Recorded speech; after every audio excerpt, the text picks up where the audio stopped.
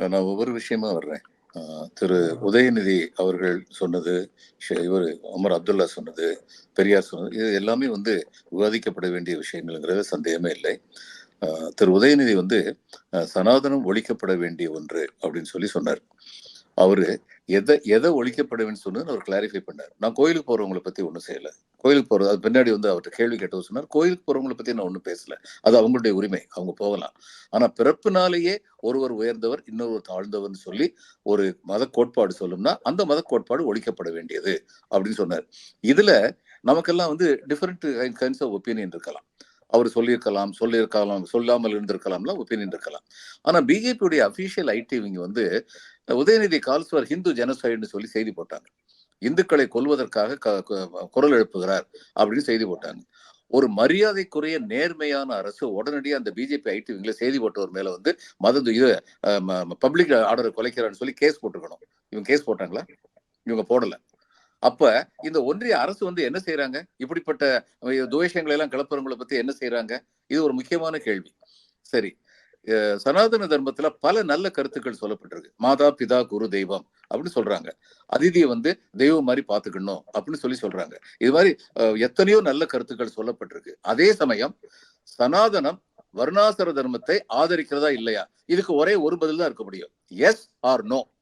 ஆதரிக்கிறதா இல்லையா? அதை ஆதரித்தால் அந்த ஆதரிப்பு எதிர்க்கப்பட வேண்டியதுதான். என்ன சொல்ல போனா, அப்படி சனாதன தர்மம் வர்ணாசிர தர்மத்தை ஆதரித்தது என்றால் it's against the constitution of India. இந்திய அரசியலமைப்பு சட்டம் அனைவரும் சமம் என்று பேசுகின்றது. நாம் அனைவரும் இந்திய அரசு சட்டத்தில் முதல்ல என்ன சொல்லியிருக்காங்க? இதுவரை இருந்த எல்லா சட்டங்களும் இந்த சட்டத்தின் மூலம் நீக்கப்படுகின்றன. இந்தியா முழுமைக்கும் இந்திய அரசியலமைப்பு சட்டம் என்ற இந்த சட்டம் தான் பொருந்தும் அப்படின்னு யார் சொன்னது? we the people of India dedicate to ourselves this constitution அப்படின்னு சொன்னாங்க. அப்போ பிறப்பால ஒருத்தர் உயர்ந்தவர் இன்னொருத்தர் தாழ்ந்தவர்ங்கிற ஒரு வர்ணாசிர தர்மத்தை சனாதன தர்மம் ஆதரித்தால், அதை ஆதரிக்கலன்னு சொல்லிட்டு போட்டோம், எந்த பிரச்சனையும் இல்லை. ஆதரித்தால் அந்த கொள்கை ஒழிக்கப்பட வேண்டியதுன்னு உதயநிதி சொன்னதுல எந்த தவறும் கிடையாது. ஆனா அதை திருச்சி சொன்னாங்களே, அது மிகப்பெரிய தவறு. அதே மாதிரி இப்ப இதுல எடுத்துக்கங்க, காஷ்மீர்ல இந்த உச்ச நீதிமன்ற தீர்ப்பை நான் எப்படி பாக்குறேன்னா, Kashmir has become the hot bed of international terrorism. ஆப்கானிஸ்தான்ல டெரரிஸ்ட் பாகிஸ்தானியர்கள் ஊக்குவிச்சு அனுப்பிக்கிட்டு இருந்தாங்க. ஆப்கானிஸ்தான்ல பின்லேடன் கொல்லப்பட்ட உடனே அவங்களுக்கு எல்லாம் வேலையெல்லாம் போச்சு. They were unemployed and under employed. அவங்க அத்தனை பேரையும் காஷ்மீர் பக்கம் திருப்பி விட்டாங்க. ஏற்கனவே காஷ்மீர் மக்கள் இந்த emotional integration with India was not complete. இது இங்க மட்டும் இல்ல, காஷ்மீர்ல மட்டும் இல்ல, நார்த் ஈஸ்ட்லயும் கம்ப்ளீட் ஆகாம இருந்தது.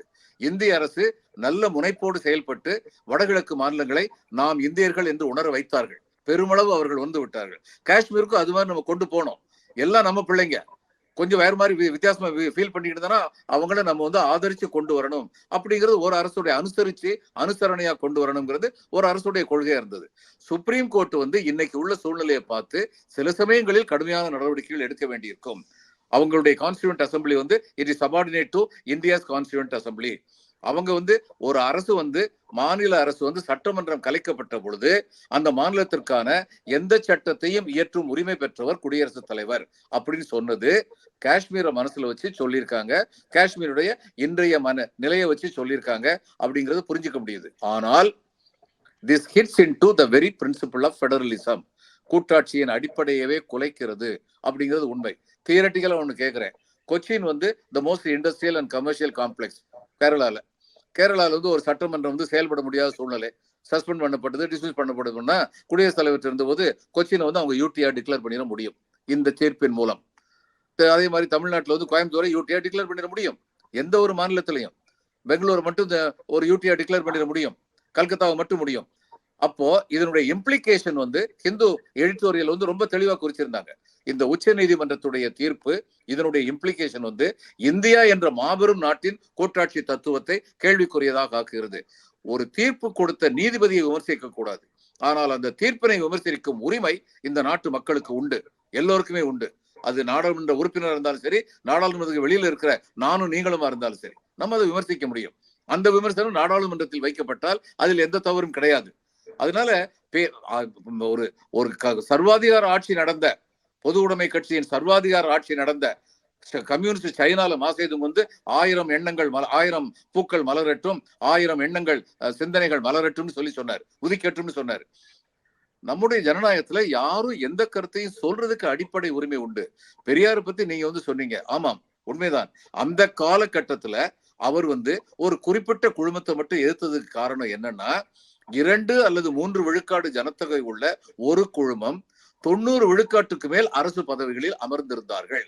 இட் இஸ் அன் இம்பேலன்ஸ் அப்படிங்கிறதுனால பெரியார் வந்து நான் பெரியார் பத்தி பார்த்து மட்டும் ரூட்லி அட் டைம்ஸ் க்ரூட்லி அவர் வந்து பேசினார். ஆனால் ஒரு அதிர்ச்சி வைத்தியம் கொடுத்தார். தொடர்ந்து அந்த அதிர்ச்சி வைத்தியம் தேவையில்லை. ஆனால் அவர் சொன்ன கருத்துக்கள் தமிழ்நாட்டில் நிலை பெற்ற அளவிற்கு இந்திய அரசியல், ஒன்றிய அரசியல் நிலை பெற்றிருக்கிறதா, பல மாநிலங்களில் நிலை பெற்றிருக்கிறதா, சமூக நீதி என்பது அங்கீகரிக்கப்பட்ட கொள்கையாக இருக்கிறதா, இந்த எல்லா கேள்வியும் வருது.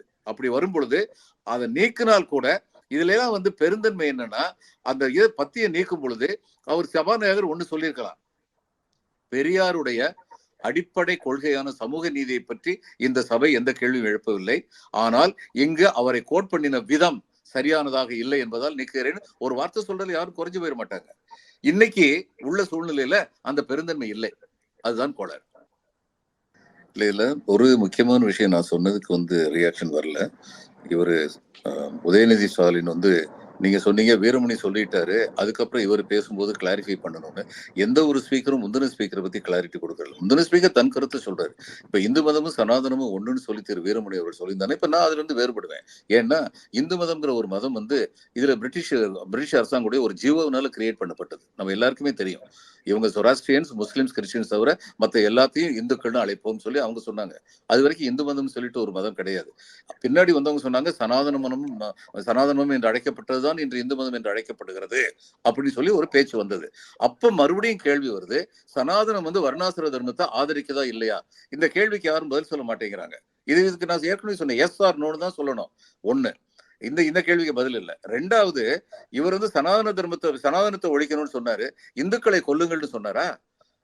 ஹிந்து ஜெனோசைடு பண்ணணும்னு சொல்றாருன்னு சொல்லி அபிஷியல் பிஜேபியுடைய ஐடி விங்குடைய ஆள் வந்து செய்தி போட்டாரு. அதுக்கு என்ன பதில்னு கேட்டேன், அதுக்கு பதில் இல்லை. இது பிரச்சனை என்னன்னா, ரொம்ப ஒரு துர்பிரச்சாரம் பண்றது, இல்லாததை வந்து இருக்கிறதா சொல்லி ஆதாயம் தேடுறது, இதெல்லாம் ஒரு அனைத்திந்திய அரசியல் கட்சிக்கு அழகு கிடையாது. அவங்களுக்கு பொறுப்பு ரொம்ப அதிகம். அப்படி யாராவது ஒருத்தர் வந்து பேசினார்னா உடனடியா மேலிட தலைவர்கள் அதை கண்டிக்கணும். வாஜ்பாய் அப்படி கண்டிச்சாரு, ராஜ தர்மத்தை காப்பாற்ற வேண்டும் சொல்லி பேசினாரு. அதனால அவருக்கு மரியாதை இருக்கு. அதனால வந்து நிச்சயமாக வந்து பிஜேபி அதை கையாண்ட விதம் ரொம்ப கீழ்த்தரமானது.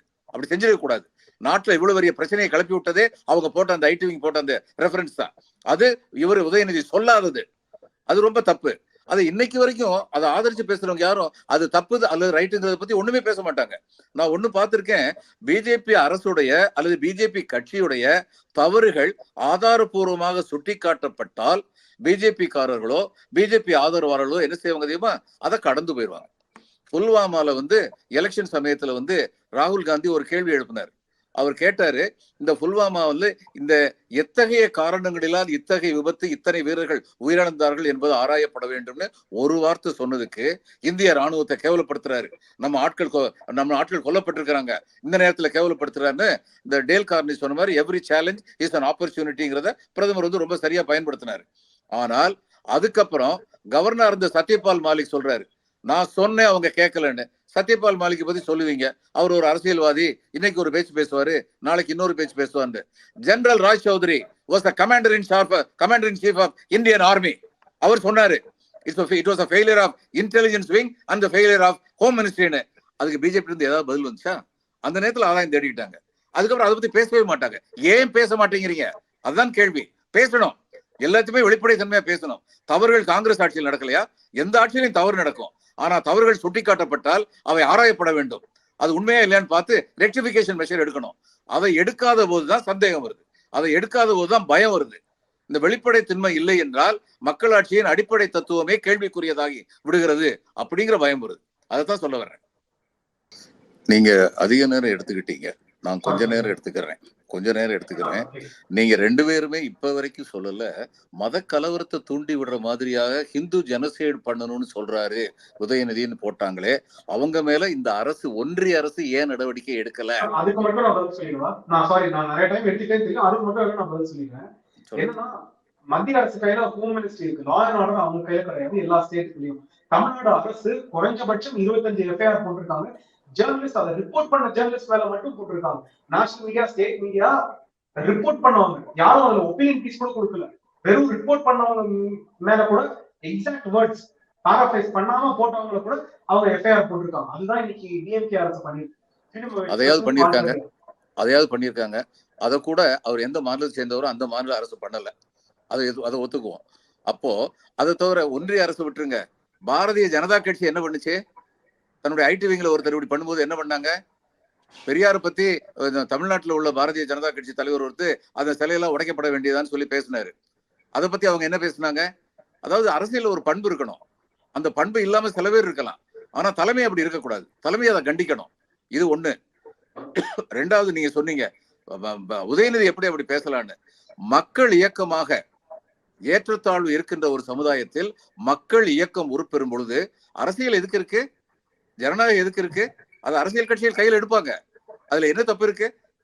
பிறப்புக்கும் எல்லா உயிர்க்கும் சிறப்போவா செய்தொழில் வேற்றுமையான் அப்படின்னு 2000 வருஷத்துக்கு முன்னாடி சொல்ல வேண்டிய கட்டாயம் ஏன் வந்தது?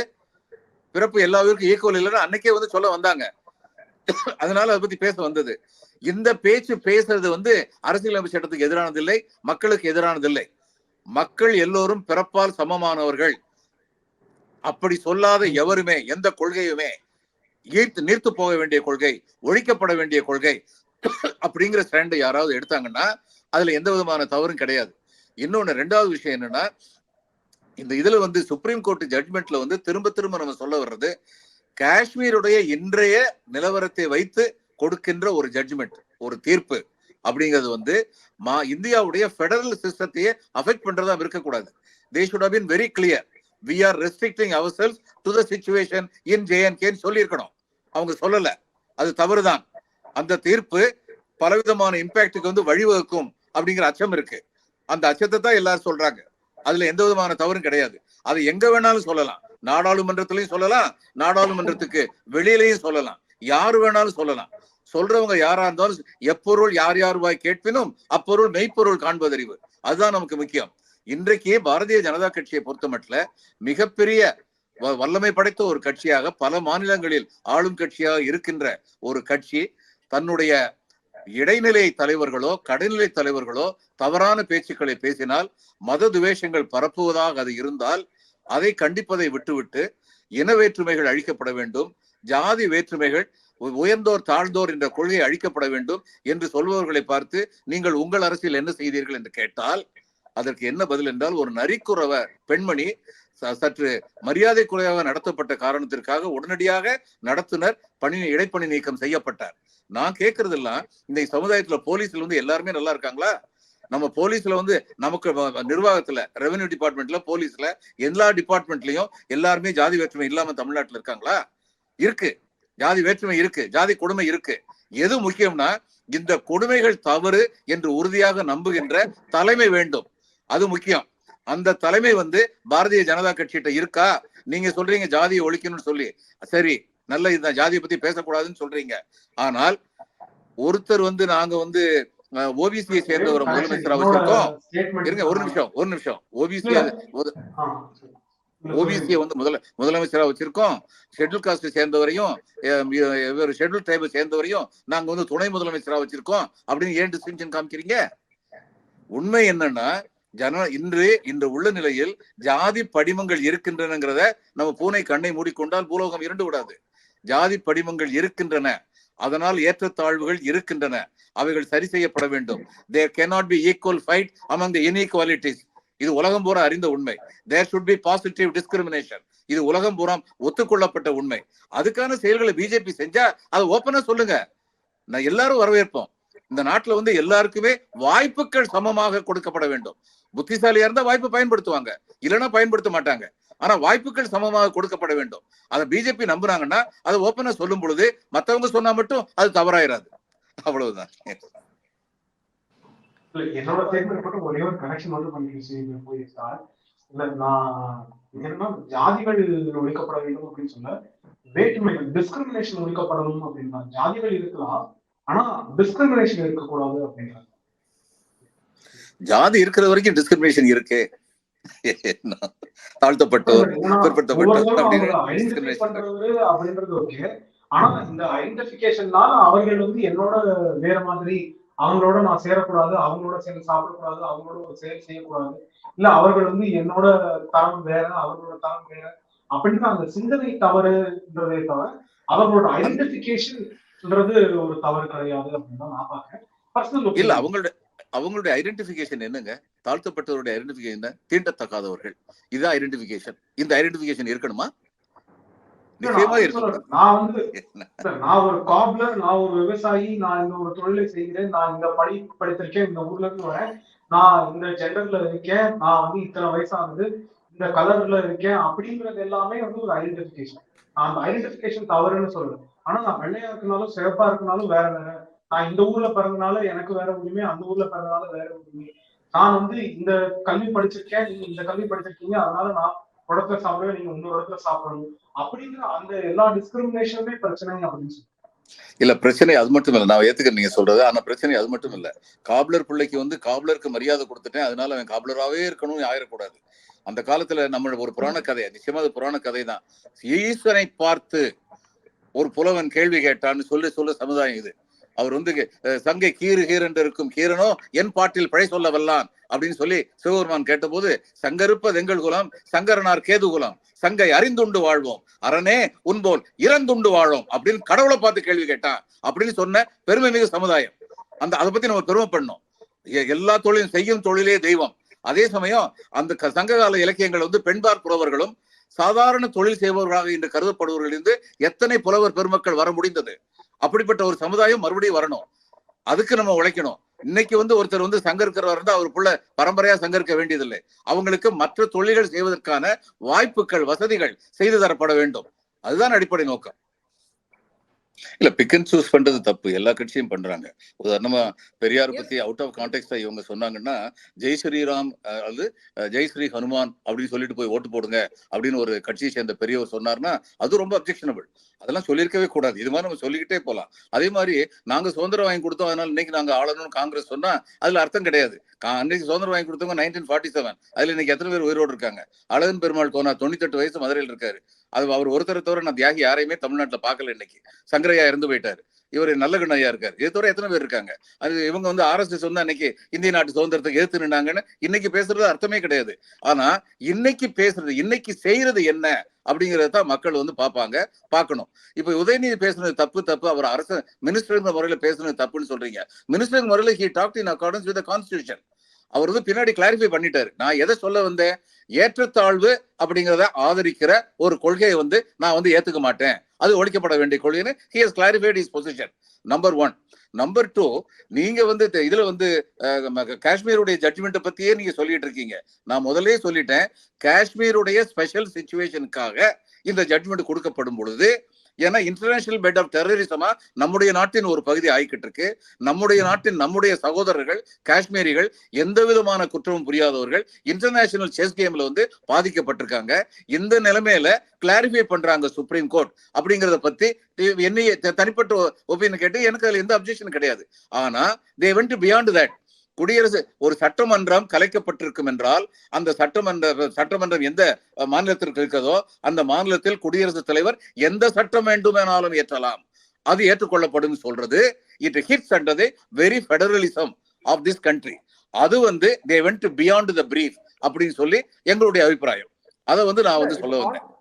கான்ஸ்டிடியூஷன்லயே அம்பேத்கர் தெளிவா இருக்கு, இன்டஸ்ட்ரக்டபிள் சென்டர் அண்ட் டிஸ்ட்ரக்டபிள் ஸ்டேட்ஸ் தானே இருக்கு. சோ சென்டருக்கு வந்து எந்த ஸ்டேட்ஸையுமே பிரிக்கிறதுக்கோ அல்லது யூனியன் டெரிட்டரியா மாத்துறதுக்கோ என்னைக்குமே உரிமை இருக்கு. இது இந்த ஜட்ஜ்மெண்ட் சரிங்க, ஆமா உரிமை இருக்கு. தெலுங்கானாவை பிரிச்ச போது சட்டமன்றம் தீர்மானம் நிறைவேறிச்சா இல்லையா? தெலுங்கானாவை பிரிக்கும் போது ஏன் உத்தரப்பிரதேசம் இன்னைக்கு வரைக்கும் 2ஆ பிரிக்காம இருக்காங்க? மாயாவதி எழுதுனாங்க 2ஆ பிரிச்சிருங்கன்னு. அந்நேரம் என்ன சொல்லப்பட்டது? சட்டமன்றத்தில் தீர்மானம் நிறைவேற்றல, அதனால இன்னும் வந்து பிரிக்க முடியாது அப்படின்னு சொன்னாங்க. ஆனா இந்த தீர்ப்பு வந்து என்ன சொல்லுது? இந்த சட்டமன்றம் வந்து ஃபங்க்ஷன்லெஸ் இருந்ததுன்னா குடியரசுத் தலைவர் என்ன வேணாலும் செய்யலாம். That's not correct. அதத்தான் சொல்ல வரேன் நான். அதுக்கப்புறம் நீங்க இருங்க, இன்னொரு பாயிண்ட் நீங்க வந்து சொன்னீங்க, இந்து மதம் சனாதனம் என்பது இந்து மதம் என்று பெரும்பாலான மக்களால் உணரப்பட்டிருக்கிறது. நம்ம சொல்லுவோங்க, நம்ம நாட்டுடைய பெரும்பாலான மக்களுக்கு மதத்தை பத்தி என்ன தெரியும்? அவர்களுக்கு இறை நம்பிக்கை உண்டு. இறை நம்பிக்கைனால பெரியவங்க என்ன சொல்றாங்களோ அதை கேட்கறாங்க. நீங்க சனாதனமும் இந்து மதமும் ஒண்ணுன்னு சொன்னீங்கன்னா இந்த நாட்டுல சைவம் இருந்தது, வைஷ்ணவம் இருந்தது, சாக்கியம் இருந்தது, ஜைனம் இருந்தது. இது எல்லாத்தையும் சேர்த்து வச்சுதான் அவங்க இந்துன்னு சொன்னாங்க. அதெல்லாம் வந்து என்ன சனாதன தர்மத்தோட இயைந்த மதங்களா? நிச்சயமா கிடையாது. அதனால இந்து மதம், சனாதன மதம் அந்த ரெண்டு ஒண்ணு அப்படின்னு சொல்லப்படுகின்ற ஒரு பிரச்சாரம் வந்து தவறு. அது உண்மை கிடையாது. மக்களுக்கு அதை பத்தி கிளாரிட்டி இல்லாம இருக்கலாம், மக்கள் அதனால கொந்தளிக்கலாம். மக்களுக்கு கிளாரிட்டி கொடுக்க வேண்டிய பொறுப்பு நமக்கு இருக்கே ஒழிய அந்த குழப்பத்தை நீடிக்க வேண்டிய பொறுப்பு நிச்சயமா நம்மகிட்ட கிடையாது. அந்த கிளாரிபிகேஷன் கொடுத்தது வீரமணி அவர்கள். அதுதான் நான் சொன்னேன். முன்னாடி வீரமணி அவர்களே சொல்லிட்டாரு, சனாதன தர்மமும் இந்து மதமும் ஒண்ணுட்டாரு. இல்ல, வீரமணி அப்படி சொன்னாருன்னா அவர் கிளாரிட்டி கொடுக்கல. அவரை பொறுத்த மட்டும் சனாதனமும் இந்து தர்மமும் ஒண்ணுனாரு. இப்ப நான் வந்து என்ன சொல்றேன், சனாதனம் வந்து இந்து தர்மம் என்று இன்று அழைக்கப்படுகின்ற பல்வேறு சமய தொகுப்புகளின் ஒரு பிரிவு சனாதனம். இதுதான் உண்மை நிலைமை. இதை நான் சொல்றேன். இதை நீங்களும் ஏத்துக்குவீங்க, ஐயாவும் ஏத்துக்குவார். யாரும் இதை மறுக்க போறது இல்லை. ஏன்னா அது உண்மை. நமக்குள்ள இதுல பிரச்சனை. அதனால இது மேட்டர் வந்து சப்ஜெக்ட். உதயநிதி ஸ்டாலின் அவர்கள் கோர்ட்ல வந்து அவர் விளக்கம் கொடுக்கிறார். ஆனா கொடுக்கட்டும், விளக்கம் கொடுக்கட்டும், அவர் கொடுக்கணும், விளக்கம் கொடுக்கணும். இந்த லார்ஜர் பாயிண்ட் நான் காஷ்மீரி அப்துல்லா அவர்கள் நேற்று சொன்னதுனால பெரியாரை பத்தின டாபிக் வந்ததுனால அது காஷ்மீரி டச் பண்ணேன். ஸ்டாலின் அவர்களும் உதயநிதி ஸ்டாலின் அவர்களும் திமுகவோட பொசிஷன் வந்து எம்பாரஸ்மெண்ட் காங்கிரஸா தான் இருக்கு. ஏன்னா காங்கிரஸ்ல இருக்கிறவங்க அதை ஒத்துக்கல. மல்லிகார்ஜுன கார்கேவே சொல்றாரு அதை வந்து நம்ம ஏத்துக்காம போலாம், ஆனா உரிமை இருக்கு. ஆனால் அந்த பொசிஷனை காங்கிரஸோ சமாஜ்வாதி கட்சியோ ஆம் ஆத்மியோ இல்லாட்டி கம்யூனிஸ்டோ யாருமே ஏத்துக்க மாட்டாங்க. ஏன்னா இன்னைக்கு வந்து பெரியார் அது அவங்க பிரச்சனை, அது அவங்க பிரச்சனை. நம்ம தேர்தல்ல இவர்களுக்கு பலவீனமாக இருக்கும். அதுதான் டாபிக்னு சொல்றேன். தேர்தல் இவர்களுக்கு பலவீனமா தான் அது போக போகுது. பெரியாரோட கருத்துல கொண்டு போனா நீங்க அவங்களுடைய இவ்வளவு பெரிய ஆதரவாளர், அவங்கள பத்தி கவலைப்படுறீங்கன்னு தெரிஞ்சு அவங்க ரொம்ப சந்தோஷப்படுவாங்க.